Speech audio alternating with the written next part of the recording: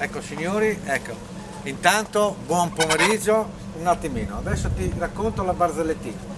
Siamo da Milocco, una location bellissima a Pradamano, dove il 25, quindi sabato 25 dalle 19:30 ci sarà una cena vergognosissima da un amico, da Simone, e quindi vedete qua, galline loca, e quindi non posso non raccontare, adesso ti racconto una barzellettina che mi ha dato la possibilità anche di partecipare a Sai l'ultimo, barzellettina che chi la capisce, chi non la capisce, a chi piace piace, a chi non piace piacenza.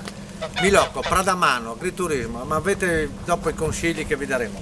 E c'era praticamente, ero a Cologno Monzese e mi ha detto mi faccio una barzellettina cotta, benissimo, e mi è venuta questa qua.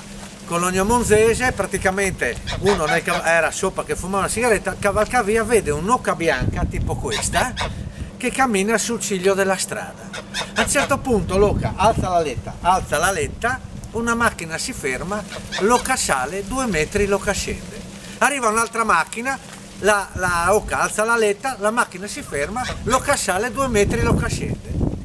Bloccato il traffico, questo è qua, vado a vedere cosa succede, c'ha per le macchine, fa il giro da cavalcavia, si mette per ore, si mette lì in coda, tic tic tic tic, quando arriva l'oca al suo fianco, l'oca alza la letta, lui gli apre la portiera, la fa salire e le chiede dove deve andare, l'oca, qua. Una roba vergognosa. Sabato 25 settembre, tra poco, dall'agriturismo, Frasca, agriturismo, Pradamano, Milocco, vedrete telefono eccetera eccetera, ci vediamo, ci sarà una grigliata vergognosissima. Ciao.